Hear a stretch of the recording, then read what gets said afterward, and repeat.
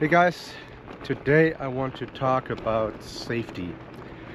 Specifically, I want to focus on casual riding. I want to see how can I get the safest possible board for a casual rider. So I want to talk about future motion safety. I want to talk about VESC safety and and then how to optimize your setup for maximum safety. So let's start with the backstory. Why am I doing this? I've always been very safety minded. The whole reason I started messing with the code in the VESC firmware was because we had an unexplained nosedive on our very first test ride, and I just didn't want to have that lack of visibility. I wanted to know exactly what's going on, and I wanted to make sure that I can prevent it in the future.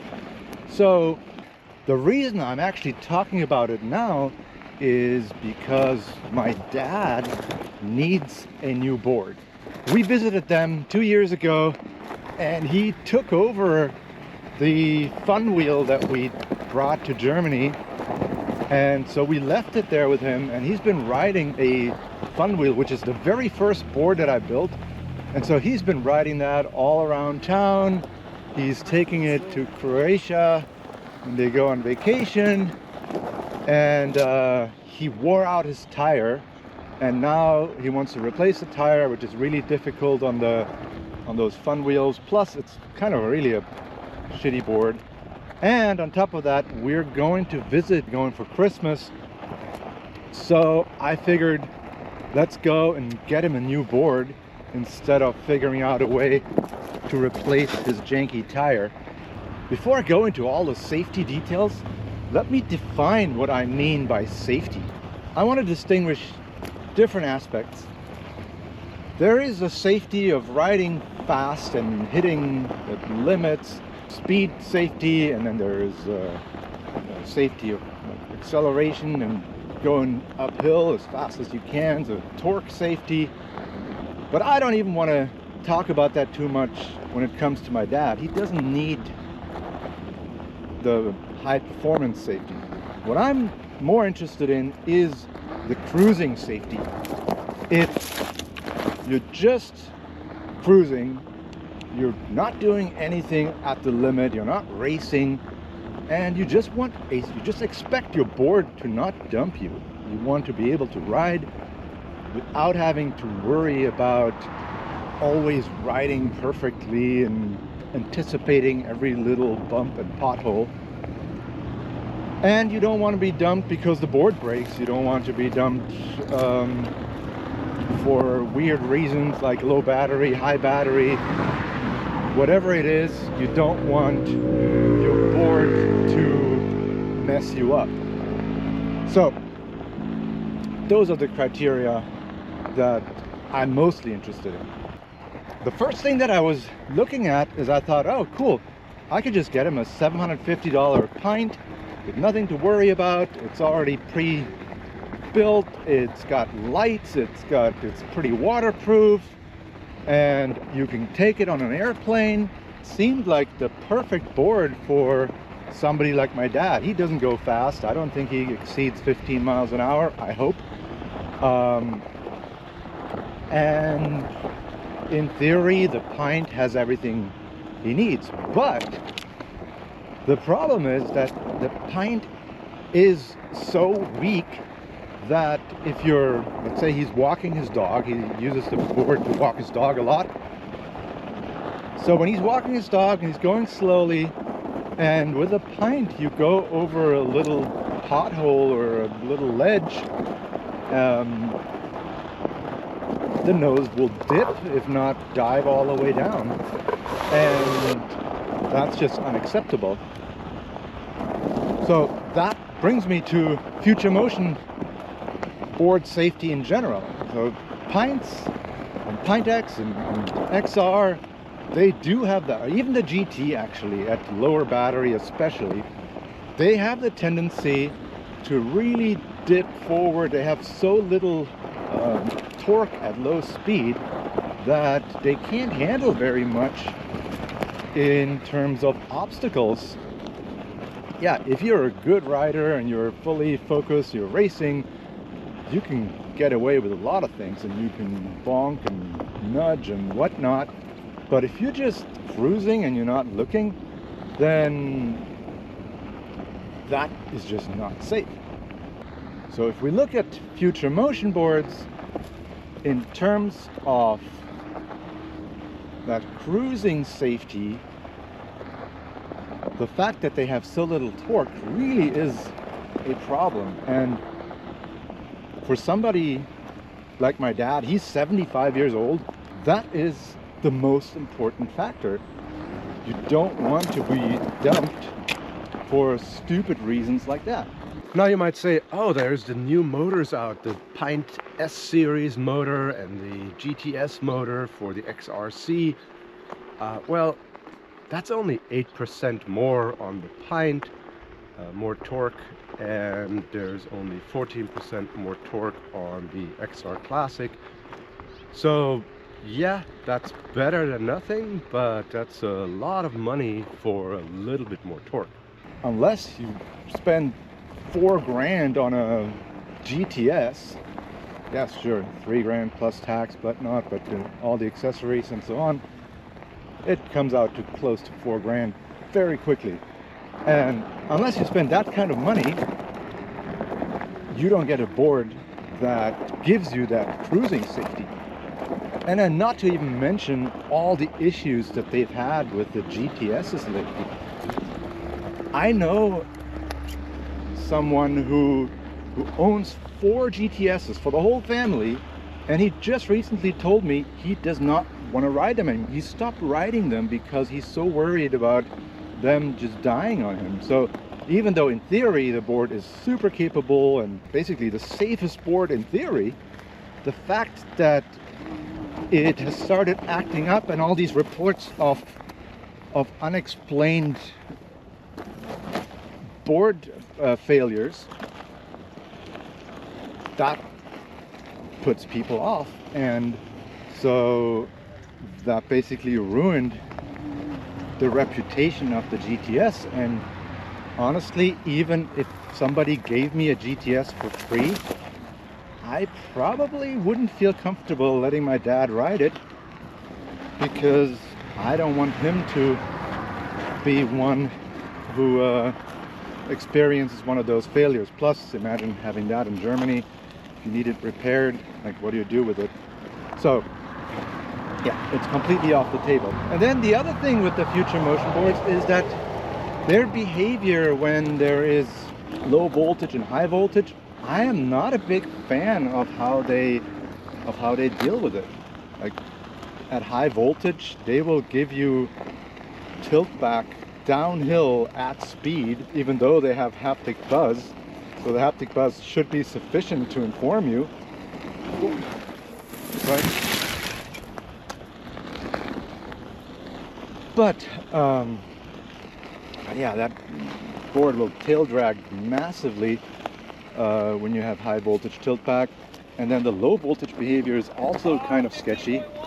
But yeah, it can be avoided if you just never get your board down to near zero. But also the behavior, like, there's basically the fact that future motion boards have no logging, where you basically have no idea what's happening. You don't see, for example, your ADC values of your sensors, so you can't really see if your sensors start failing. And that's another risk, like the whole lack of logs, where you basically can't learn from past rides how close you got to the limit. So yeah, so basically, if I want a safe board for someone like my dad, the only choice is a VESC board. So now let's talk about safety in VESC boards.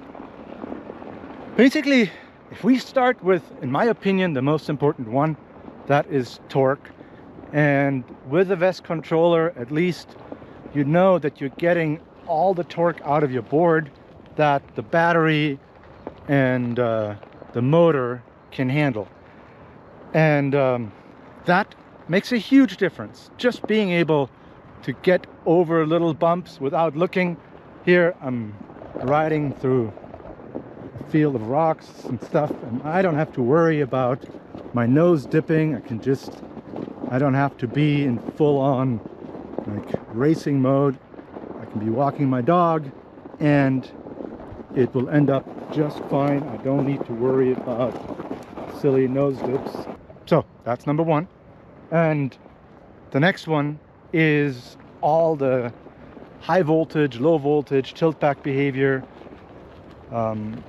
If configured correctly, and that's an important point, and I will get to that. That's one of the downsides of VESC safety. The low voltage behavior. I know for a fact that XRs and Pints and maybe even GTs, that part I don't have much experience with, but just from watching friends and group rides, those boards, they tend to let the battery run way too low for it being still safe. 20% battery really should be 0% battery.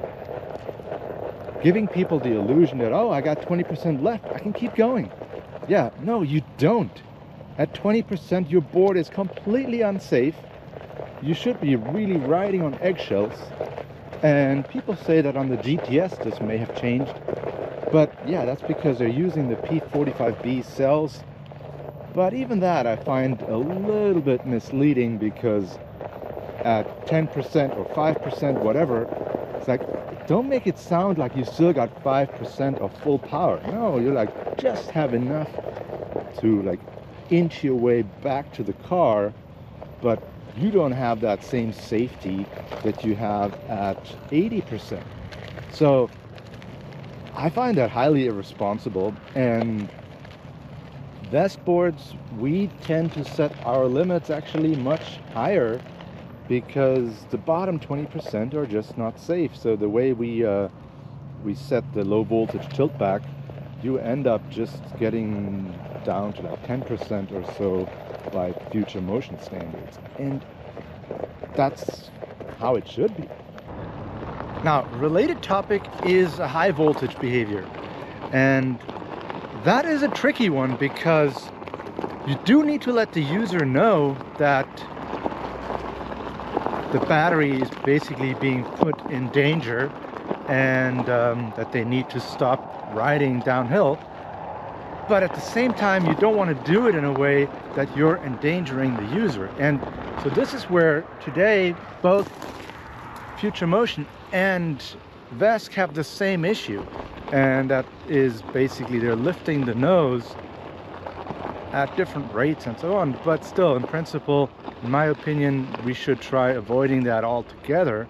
What I've been thinking we should do is, ideally, we should use only haptic buzz, and we can make it a really strong haptic response, potentially so strong that it negates the regen effect, because you're going downhill or you're braking really hard, and that means you got plenty of upward reserves for producing haptic buzz. So you can produce extremely loud haptic tones without worrying about maxing out or damaging the motor. So that is something worth exploring, so that we could eliminate the pushback and just use haptic tones or vibrations to let the user know about that. And that will make anyone stop. Once you make the haptic buzz so intense, I mean, it's hard to ignore that, and you'll stop and try to see, hey, what happened to my board? And the completely ignorant user might then say, oh, my board is broken or something happened. But at least we got the desired effect. We stopped him from continuing to ride. So that's something we got to experiment with. But today, the standard behavior is similar in both cases. We do end up lifting the nose on even on a downhill, right, if it's overcharging. So something both Future Motion and VESC need to work on. Now, luckily, this doesn't affect my dad at all, because where he lives, it's pretty much flat, so not an issue for him. But for many other casual riders, this is an issue to keep in mind. Now, the next big thing is reliability. All the great safety features are worthless if your board will easily die on you. So that's something definitely important to me. So let's take a look. All right, let's see if it cuts again like it did last time. But that's mainly because I am working on this LCM firmware and it's been having some issues.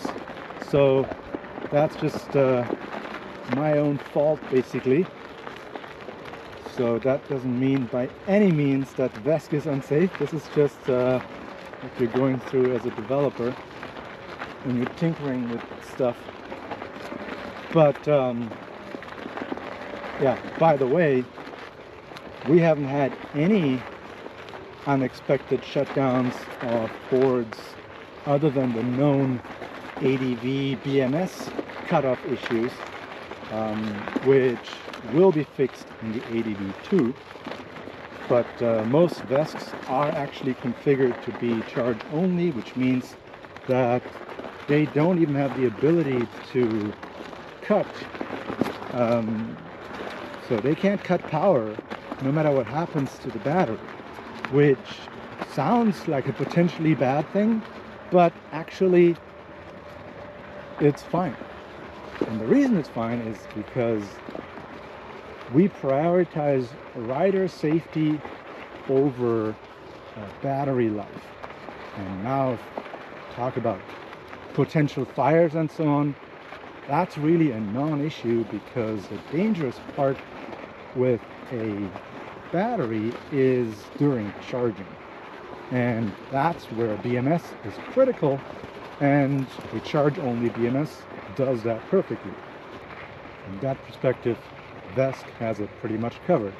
Because how many times have you seen XR and GT board shutdowns, and maybe even GTS? I don't know what the causes are there really, but a large percentage of the shutdowns are due to problems with the battery.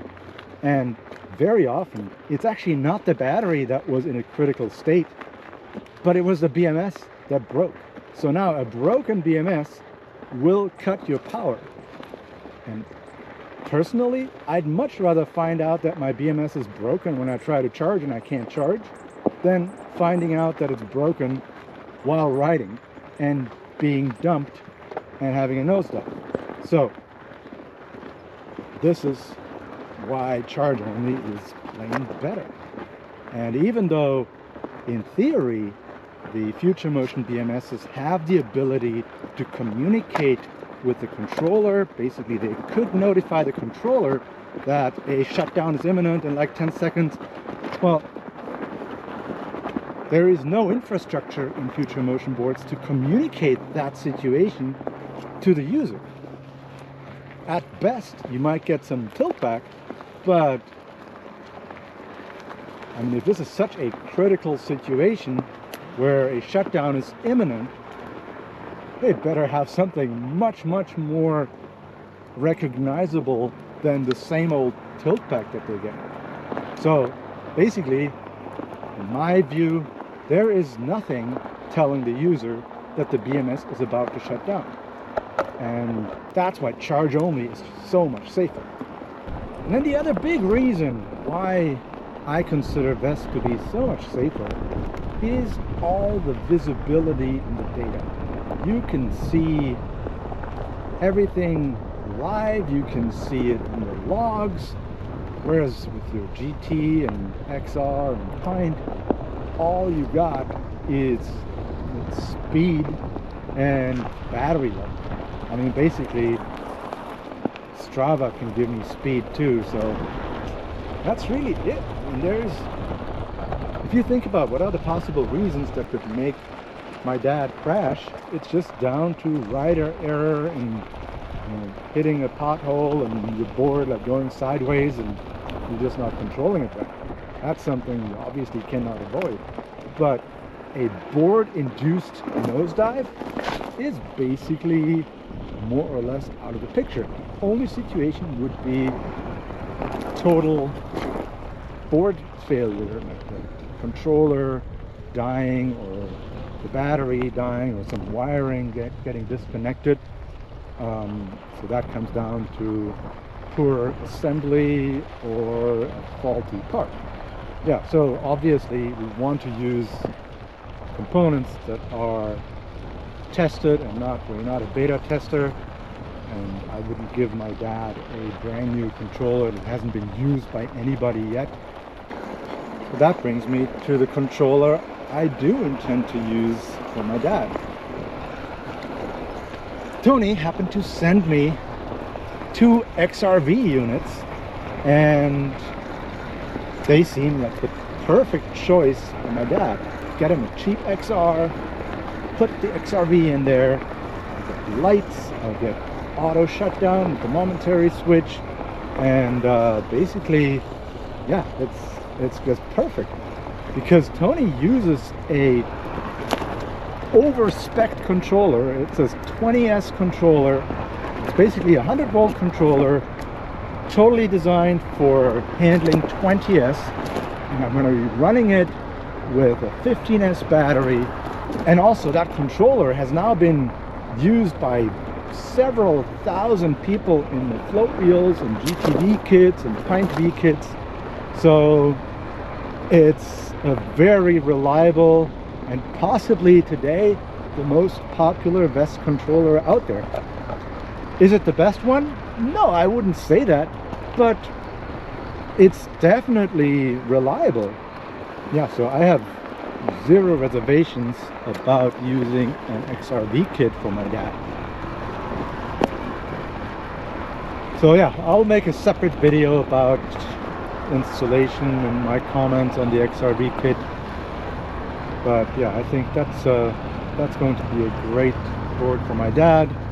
And then I just have to figure out how to bring the XR battery to Germany. I'll probably just make my own 15S battery with 2 halves, so I can carry the 2 halves on the plane, and that way it'll be easy to bring it to Europe.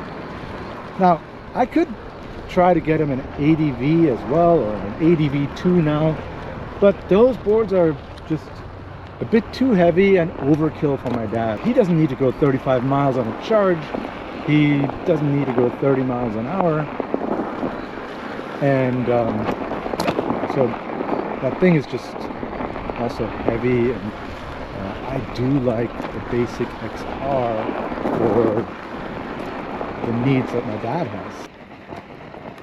One thing that I should mention, where VESC is probably much less safe than Future Motion, is the user error aspect. It is impossible to configure your Future Motion board to be less safe than it comes from the factory. Whereas VESC is all about letting you make your board unsafe. I mean, there are so many features that allow you to make your board completely unsafe. And the worst thing that people can do is they don't understand what they're doing and they start fiddling with settings rather than trusting the settings that they've received from Tony or from Fungineers, because now they do come pre-configured. So yeah, so that's something to keep in mind, that if you're riding a VESC board, you can make your board extremely unsafe and wipe out all the advantages that you have in terms of safety when riding a VESC board. So there's that. But if you just follow the instructions, if you trust the settings that you were given by Tony and Fungineers, then you're good to go. Now, I wish I had time to go into all the detailed settings of what you can do to check that your board is perfectly safe, but that's for another video. But what you do have is the ability to take float control and at least do a basic sanity check. So as soon as float control connects, it will check that all the basic settings are correct. But obviously that's not all of them. But it's always a good idea to see if float control yells at you when you connect, and then at least you can eliminate those issues. So hopefully I've been able to articulate why VESC boards are actually much safer than FM boards today, provided the user doesn't mess it up. And hopefully Future Motion will address their low speed torque issues, but hopefully not just by increasing magnet strength. I mean, in the Pint, what are they saying, 8% more torque? I don't think that's gonna cut it. The XRC, supposedly 14% more torque, which is a bit more, but that's still not anywhere close to GTS torque. So yeah, also on the XRC specifically, I'm worried that that extra torque at low battery brings the nosedive speed dangerously close to the pushback or the haptic buzz speed. That's another downside of those strong magnets. Their motors and their batteries, they're fully capable of providing that extra torque.